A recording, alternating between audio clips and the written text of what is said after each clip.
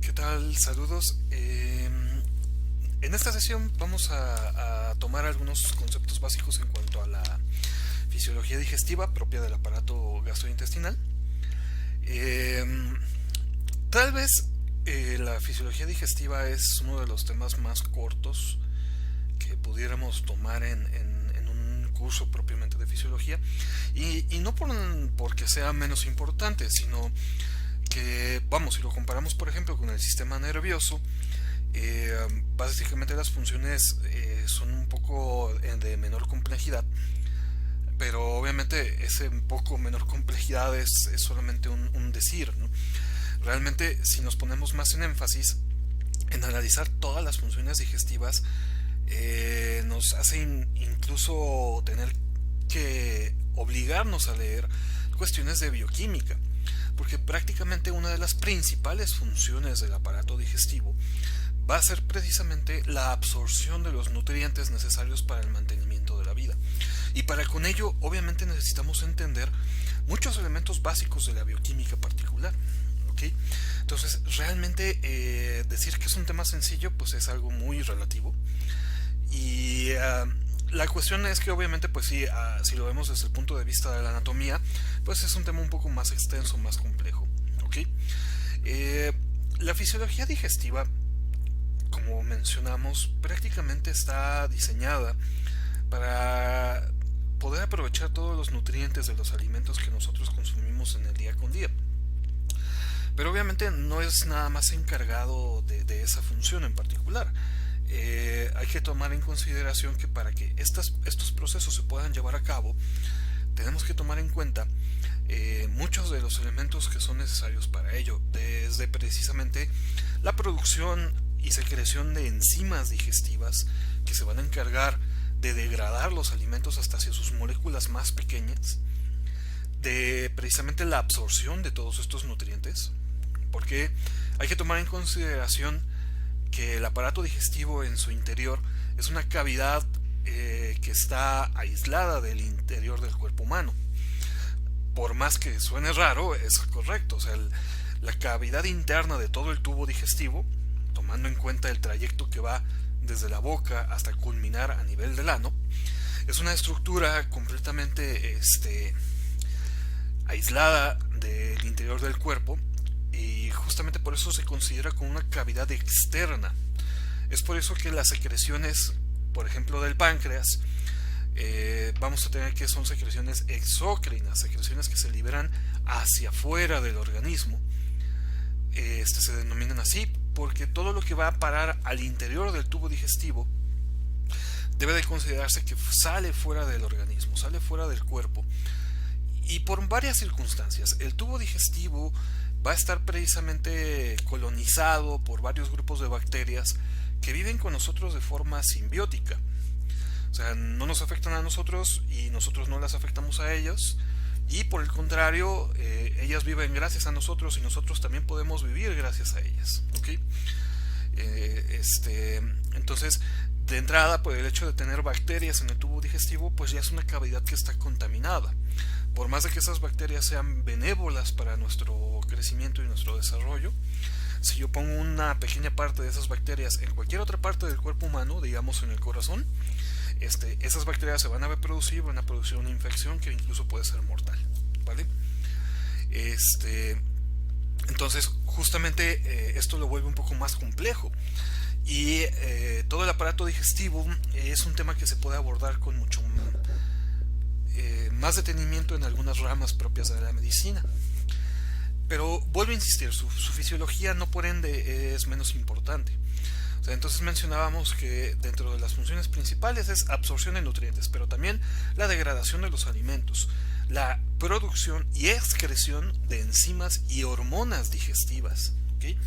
El almacenamiento también de los alimentos, porque no todo lo que vamos consumiendo se va eliminando o se va desechando o se va absorbiendo lo que se tenga que absorber de manera inmediata.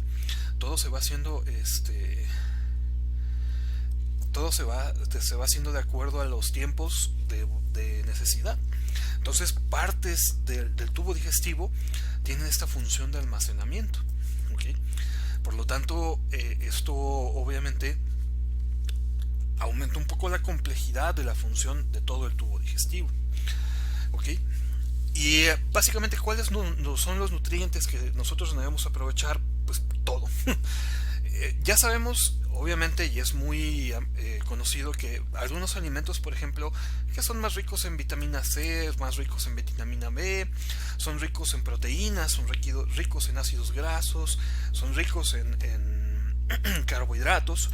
Y es justamente la necesidad por la cual nosotros siempre buscamos el alimento, debido a la necesidad de reponer estas moléculas que son indispensables para el mantenimiento de la vida de un organismo tan complejo como es el del ser humano. Precisamente, a pesar de que el cuerpo pueda guardar ciertas reservas, el organismo no puede estar mucho tiempo sin consumir alimentos o consumir líquidos, ¿okay? Algunas teorías mencionan que, por ejemplo, una persona no puede sobrevivir más de una semana sin consumir alimentos y no puede sobrevivir más de 3 días sin consumir agua, ¿no? Hasta cierto punto, bueno, en cuanto a tiempos puede ser que esté un poco equivocado, pero la realidad es totalmente aledaña a este decir. O sea, justamente, como ya lo hemos mencionado, sobre todo en los temas de célula, el cuerpo principalmente necesita agua, constantemente necesita líquidos, y afortunadamente muchos de los alimentos que nosotros consumimos, más los líquidos que tomamos constantemente, pues tienen un gran porcentaje de agua, ¿okay? Simplemente, por ejemplo, las frutas podemos a grandes rasgos decir que es agua con azúcares, ¿okay? Agua con fructosa en distintas presentaciones. O otros alimentos, a pesar de que sean un poco más consistentes, por ejemplo como las carnes, pues es proteína con agua. Y es justamente lo que nosotros vamos a buscar aprovechar de todos los alimentos, ¿okay? Así igual también vamos a buscar vitaminas, vamos a buscar minerales, que son sumamente esenciales para el mantenimiento de las células y para el mantenimiento de la vida prácticamente, ¿okay? Anatómicamente, el tubo digestivo, como ya lo mencionábamos, comienza precisamente en la cavidad bucal. La cavidad bucal, que también comparte funciones con el aparato respiratorio, se va a comunicar de manera posterior con la faringe y de manera subsecuente se comunicará con el esófago. El esófago se comunica de manera subsecuente con el estómago, luego del estómago el intestino delgado, el intestino grueso, y saldremos, ¿no? Tenemos varios órganos anexos que van a colaborar o van a ayudar en las funciones digestivas, como son el hígado, el páncreas, la vesícula biliar,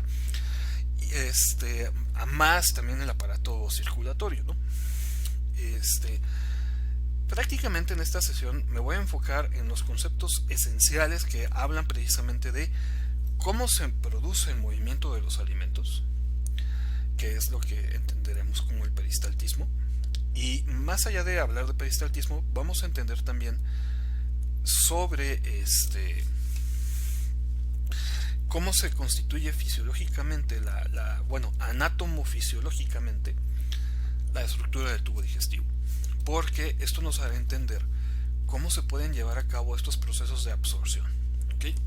Mencionaremos un poco sobre las hormonas y las enzimas digestivas que se secretan, pero básicamente nada más para conocer el nombre y cuál es la función principal que realizan, ¿vale?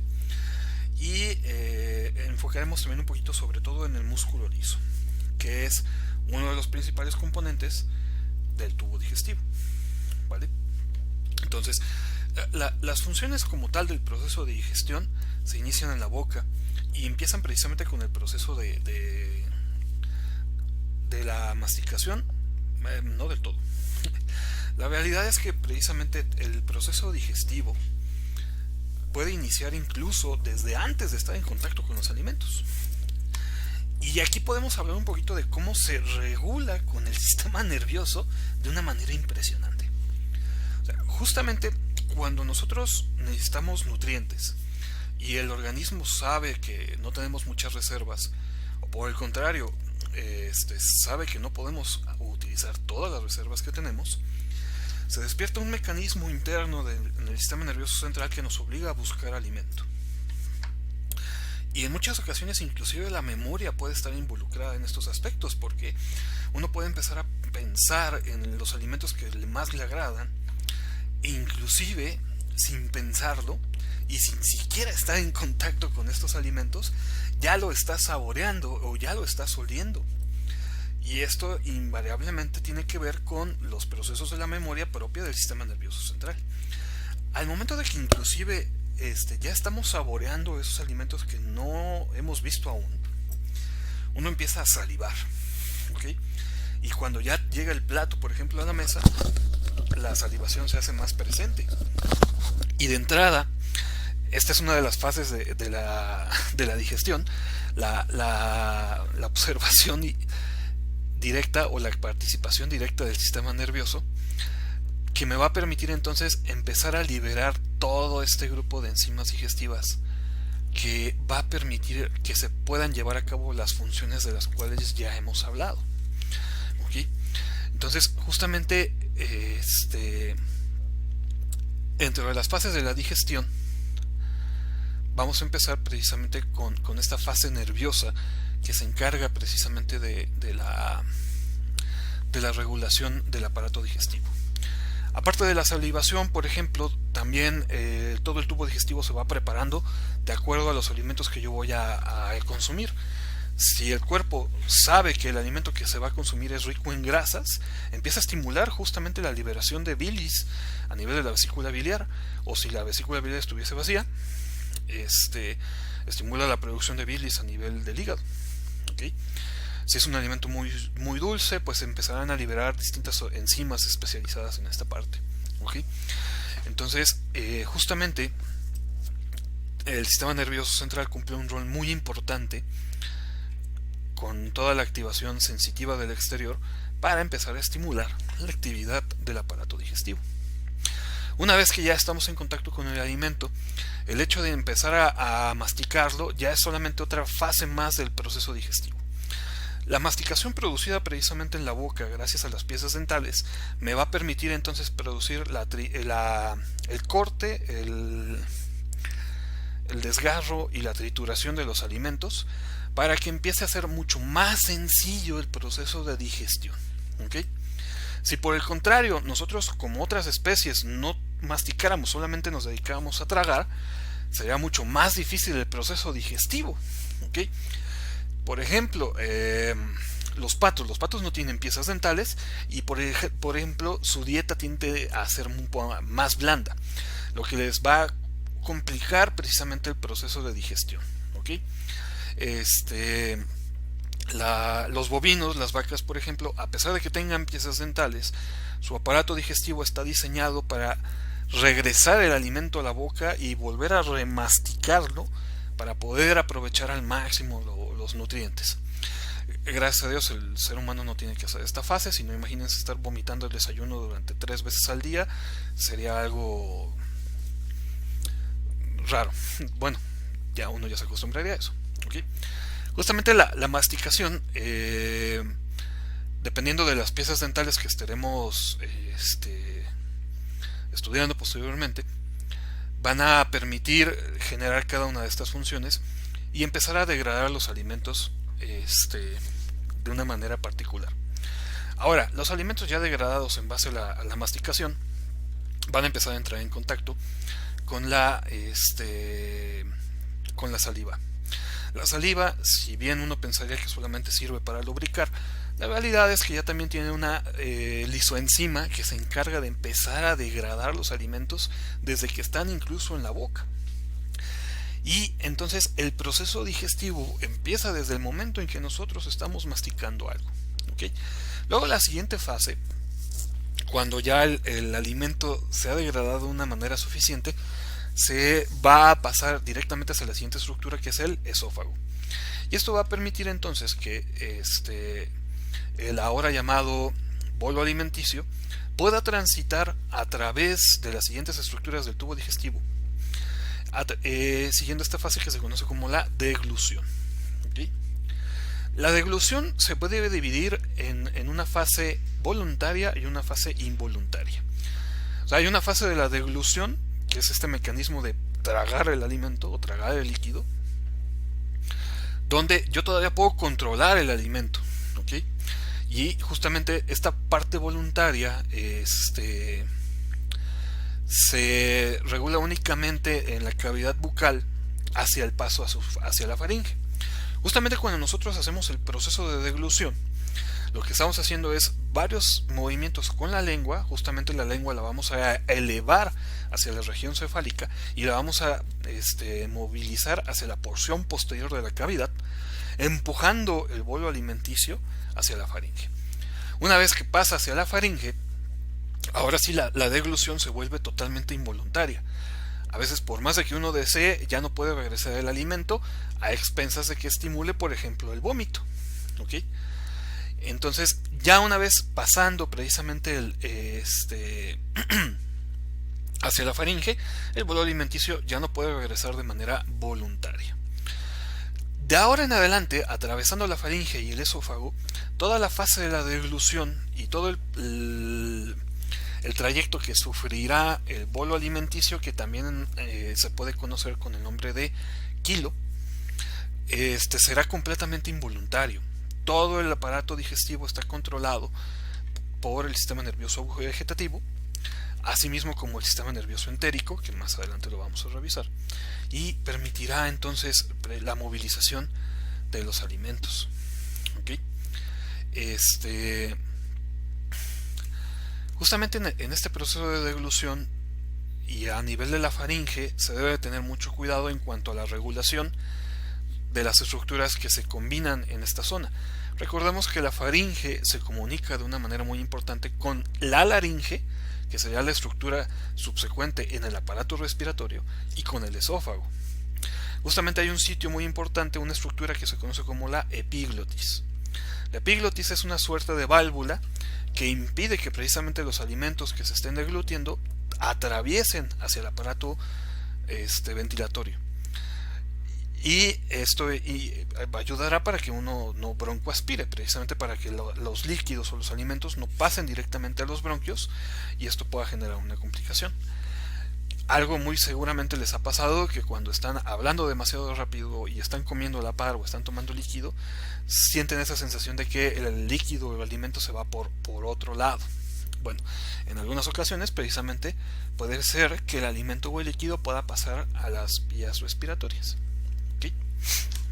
Bueno, justamente ya atravesando el esófago, el bolo alimenticio va a depender completamente de la activación del sistema nervioso vegetativo.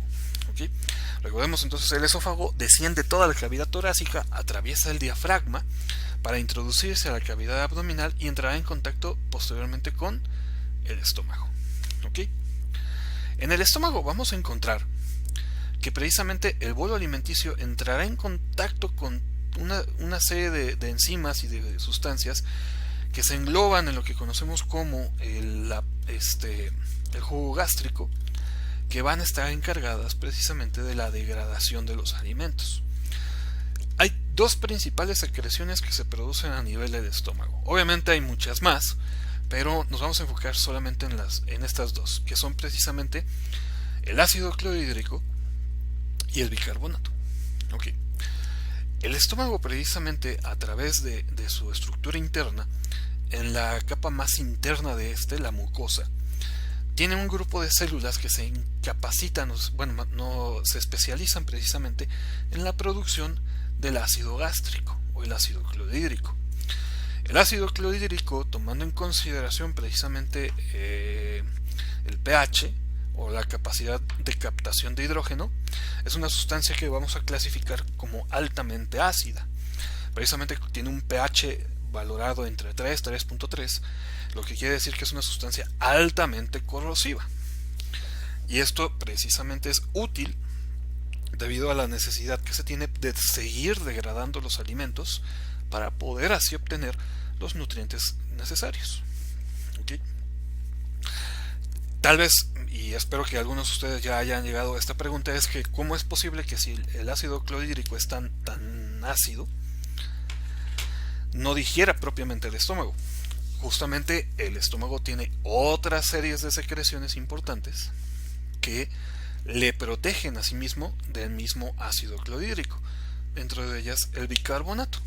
El bicarbonato es precisamente una sustancia alcalina que contrarresta en cierta medida la acidez que tiene el ácido clorhídrico. Obviamente este bicarbonato se secretará a través de las células mucosas para impedir que precisamente el mismo ácido clorhídrico degrade las paredes del estómago. ¿Okay? Otra secreción muy importante que tiene, que la misma capa mucosa produce constantemente un moco protector que evita que precisamente este ácido esté en contacto con la pared del estómago y por lo tanto no degrade o no destruya las paredes del estómago y precisamente pudiera generar un daño más grave en todo el resto de la cavidad abdominal. Posteriormente, después del estómago, obviamente el ahora conocido como quimo o el bolo alimenticio que llamábamos hace un momento, al entrar en contacto con las sustancias digestivas se conoce como quimo, pasará a través del intestino delgado, estará en contacto con las secreciones propias del hígado y las secreciones propias del páncreas, siguiendo con el proceso digestivo. ¿Okay? Tanto hígado como páncreas secretarán más enzimas que se encargarán de terminar de degradar los alimentos hasta las biomoléculas esenciales que necesita el cuerpo humano para mantenerse con vida. ¿Okay? Y es aquí cuando justamente el proceso de la digestión torna una parte muy importante, que es la absorción. En el momento en el que los nutrientes han llegado a una fase tan básica, vamos, que las moléculas se han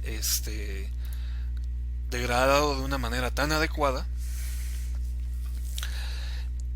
ahora sí cierta parte del intestino, bueno, a partir de todo el intestino delgado, se encargará precisamente de la absorción de todos los nutrientes y su traslado al torrente circulatorio, ¿vale? Siguiendo posteriormente hacia su comunicación con el intestino grueso, donde el intestino grueso se encargará precisamente de la absorción de líquidos y de la formación de la materia fecal. ¿Okay? Entonces, la gran concentración de agua que se absorbe en el intestino grueso y la gran absorción de nutrientes que se absorben en el intestino delgado son gracias a todos los procesos enzimáticos que se han logrado en los órganos anteriores. Y este proceso se lleva mediante varios mecanismos de importancia. ¿Okay? Para esto, como hemos mencionado, están involucrados varios elementos, tanto hormonales, varios elementos del sistema nervioso, varios elementos propios del mismo también del aparato digestivo, las enzimas. ¿Okay? Entonces, vamos a explicar ahora cómo es posible que el tubo digestivo pueda permitir la movilización del bolo alimenticio. De entrada, todo movimiento que produce el tubo digestivo, o sea, esta contracción y este movimiento, se conoce como peristalsis. ¿Okay? Entonces, los movimientos que producen el tubo digestivo para que el bolo alimenticio pueda avanzar a través del interior del tubo se conoce como peristaltismo. ¿Okay? ¿Y cómo se produce el peristaltismo? Bueno, como lo podemos observar en esta animación, varios segmentos del tubo digestivo se van a encontrar tanto contraídos como relajados. Ahorita vamos a revisar cómo se compone la anatomía del tubo, pero prácticamente recordemos que una gran porción de esta es músculo, y sobre todo músculo liso. ¿Okay? Entonces, el mismo tubo digestivo va a relajarse en algunos segmentos y se va a contraer en otros segmentos, permitiendo así la movilidad del bolo alimenticio. Eso se hace, por ejemplo, como lo tenemos en esta imagen. En un segmento del tubo yo tengo precisamente el bolo transitando a través del interior, ¿no? Entonces, el segmento que está en la porción más superior a donde se encontraba el bolo alimenticio se contrae, mientras que el segmento donde está el bolo también se va a contraer, pero el segmento más inferior, más adelante, se va a relajar, lo que va a permitir que al contraerse esta porción de músculo del tubo digestivo se permita la movilización del bolo hacia adelante a través del trayecto de todo el tubo digestivo. Y posteriormente va a suceder exactamente lo mismo. Vamos a tener que un segmento se va a volver a relajar, otros dos segmentos se comprimirán, se contraerán, y esto va a hacer que el bolo alimenticio pueda avanzar de poco en poco a través de todo el tubo digestivo. ¿Okay? Entonces, este mecanismo se conoce como peristaltismo. Okay. Ahora sí, ¿cómo se constituye el tubo digestivo? Prácticamente desde el esófago hasta el ano, todo el tubo digestivo está conformado por tres grandes capas de tejido. ¿Okay? Vamos a tener una capa interna, que es una capa mucosa, que va a estar en contacto con todo el interior del tubo digestivo, con el bolo alimenticio precisamente, con los líquidos que se hayan secretado. Vamos a tener una capa muscular que está principalmente conformada por dos grandes grupos de una sección de músculo liso circular, como lo podemos ver aquí en esta ilustración, y una sección de músculo liso longitudinal. ¿Okay? En algunos órganos vamos a encontrar que hay más capas de tejido muscular, en algunos órganos vamos a encontrar que hay menos capas de tejido muscular. Todo depende de la necesidad de contracción que tenga cada músculo, cada órgano, ¿vale? Y vamos a tener una tercera capa, que es una capa serosa, una capa externa que envuelve todo el tubo digestivo. ¿Okay? La capa serosa, por lo general, y hablando a nivel de la cavidad abdominal, está conformada por ramificaciones propias del peritoneo a través de estructuras que conocemos como los mediastinos. ¿Okay?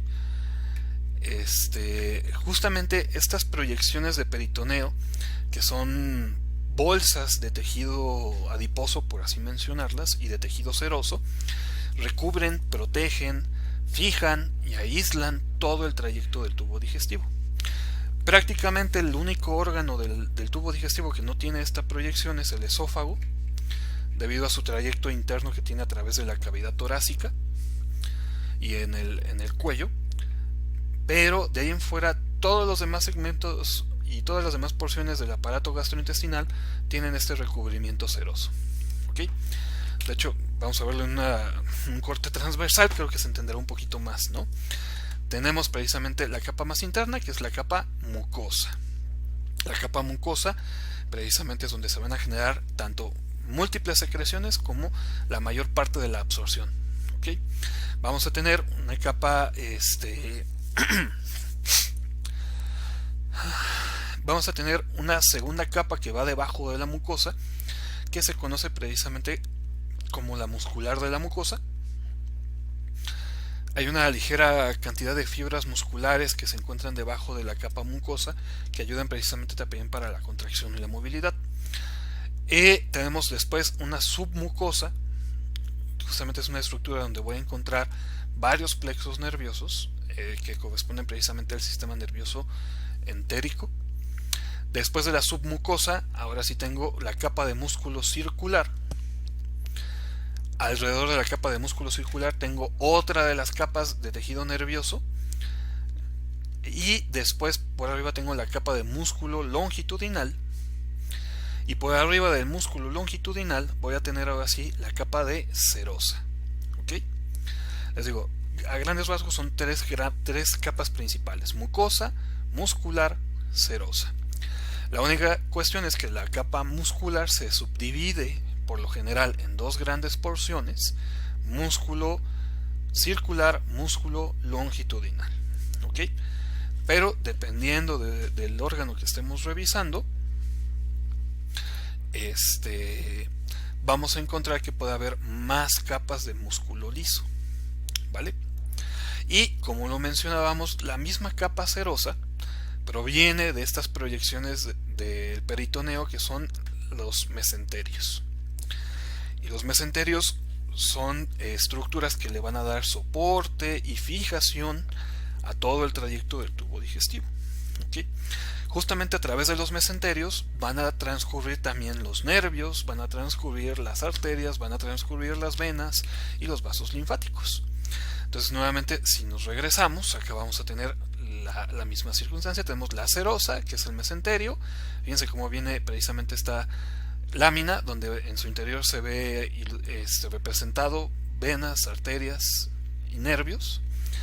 Debajo inmediatamente tendríamos la capa de músculo longitudinal.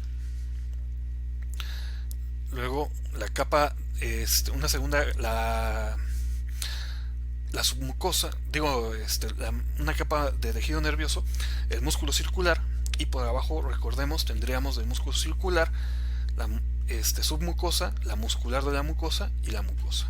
¿Ok? Ahora,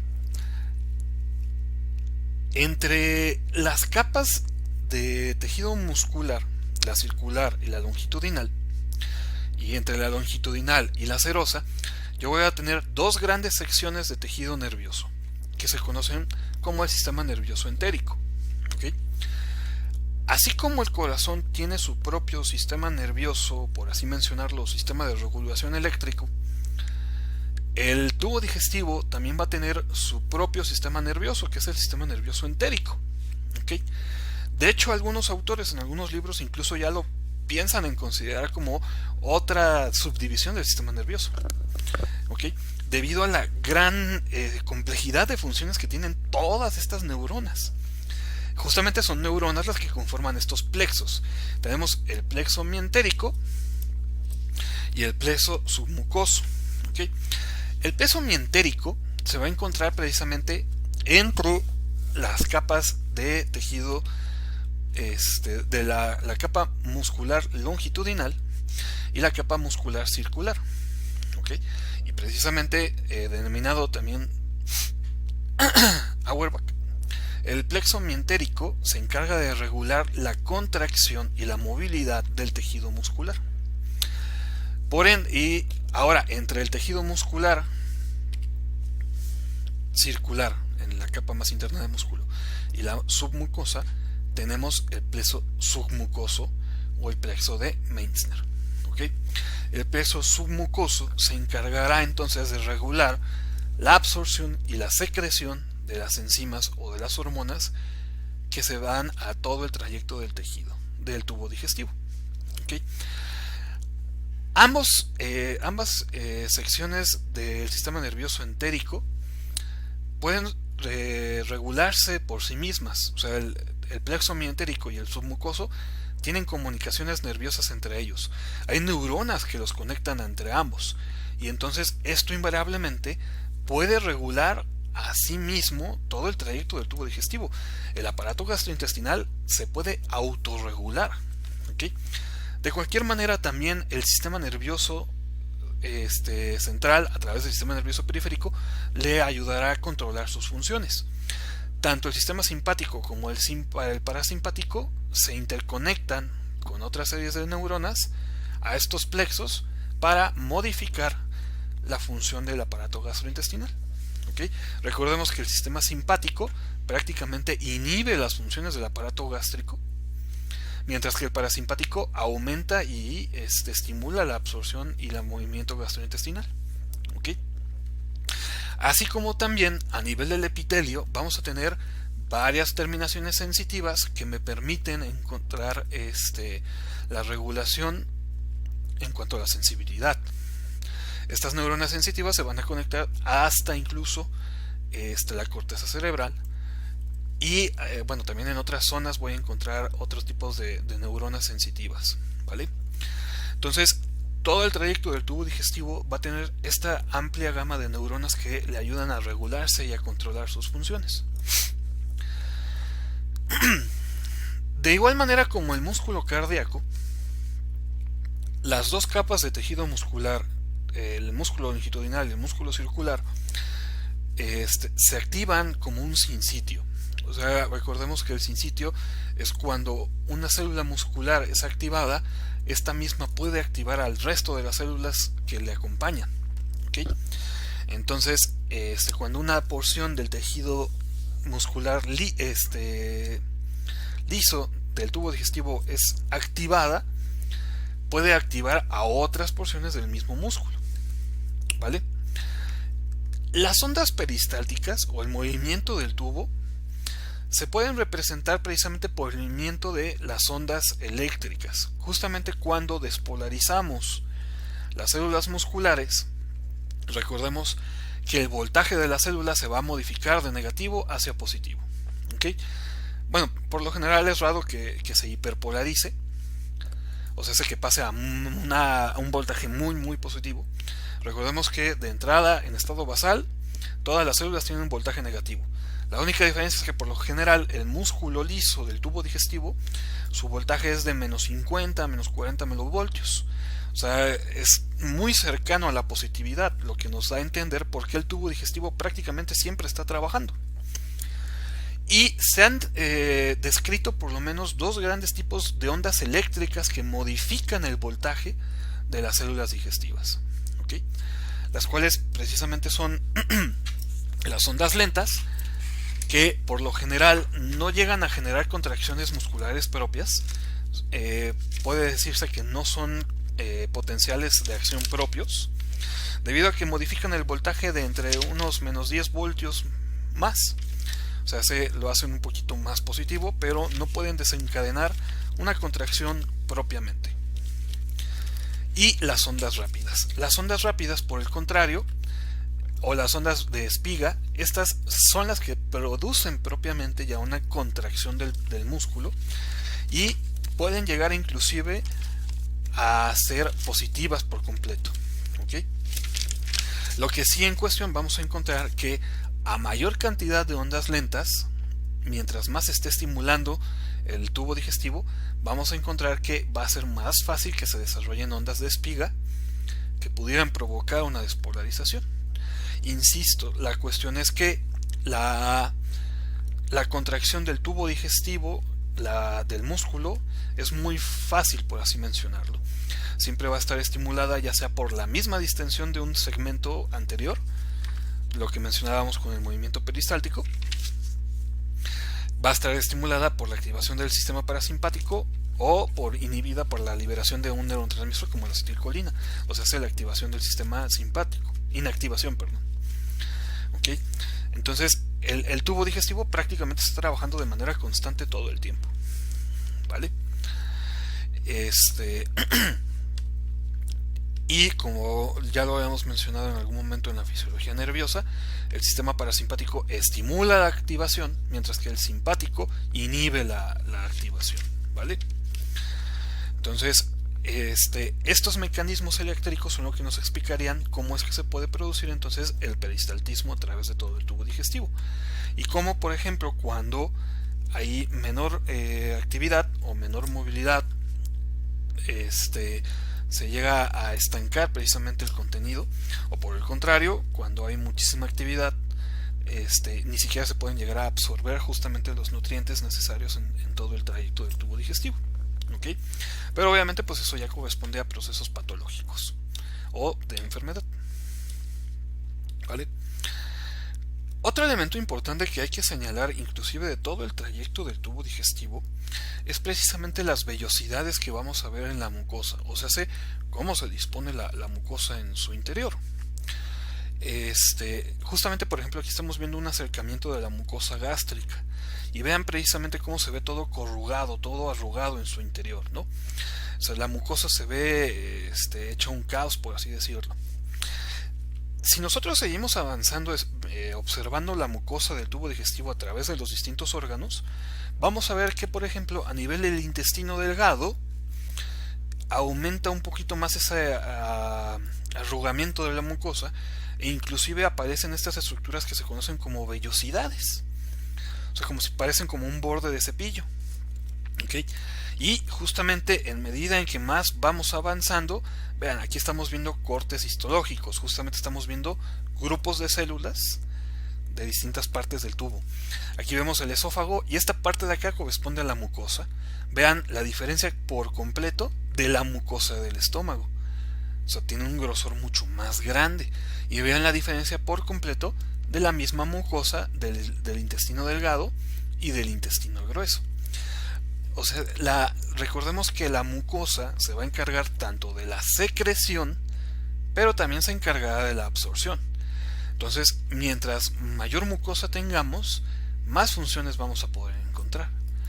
Esto nos explicaría, por ejemplo, por qué la mucosa del estómago se puede observar de esta forma y por qué lo vemos justamente que histológicamente, o sea, es una porción muy gruesa comparada con otros trayectos del tubo digestivo. Recordemos que pues, el estómago, ya habíamos dicho, se encarga de la secreción de bicarbonato, de ácido clorhídrico, de gastrina, de otras enzimas. ¿Ok? Y las estructuras propias del intestino delgado, a través de las vellosidades, van a encargarse precisamente de la absorción. ¿Vale? Entonces, todas estas vellosidades son prolongaciones que aumentan toda la superficie mucosa del tubo digestivo. ¿Okay? Lo que va a dar entonces que de un segmento, digamos, un estimado de 3 metros de longitud del trayecto de un intestino delgado, si yo estirara todas las microvellosidades, pudiera darme hasta 9 metros de longitud. O sea, me aumenta muchísimo la superficie que va a permitirme la absorción de los nutrientes. ¿Vale? Y ya, por ejemplo, vemos como la mucosa disminuye muchísimo en grosor en el intestino grueso, debido a que en el intestino grueso básicamente ya nada más se encarga de absorberse agua. ¿Okay? Ya no es tan grande la absorción que se produce en esta zona, y por lo tanto pues la capa mucosa ya no necesita una superficie tan extensa como en las otras estructuras, como en el estómago o en el intestino delgado. ¿Vale? Como ya hemos revisado, todo lo que se absorbe en el interior del tubo digestivo invariablemente tendrá que pasar directamente al aparato digestivo, al aparato circulatorio. Los nutrientes, una vez absorbidos, tendrán que transportarse al aparato circulatorio para que puedan entonces distribuirse y aprovecharse. Es así como podemos ver justamente que todos los órganos del aparato digestivo tienen una irrigación muy importante. Reciben un aporte de sangre muy considerable y tienen un drenaje sanguíneo muy considerable. ¿Okay? Vemos incluso como en esta ilustración se ve una estructura de una microvellosidad que tiene una amplia rama de vasos sanguíneos encargados precisamente para la absorción de todos los nutrientes, y posteriormente estos nutrientes se transportarán directamente hacia el hígado. ¿Okay? Si bien el hígado también cumple con funciones de secreción de enzimas, como es la bilis, también tiene una función sumamente importante de procesamiento, de almacén de todos los nutrientes. ¿Okay? Básicamente el hígado, para resumidas cuentas, es uno de los laboratorios más grandes del cuerpo humano. Aquí se procesan tanto los medicamentos que llegamos a consumir, tanto los alimentos que nosotros consumimos, se almacenan nutrientes, se envían biomoléculas de almacenamiento. Vamos, es un laboratorio muy importante.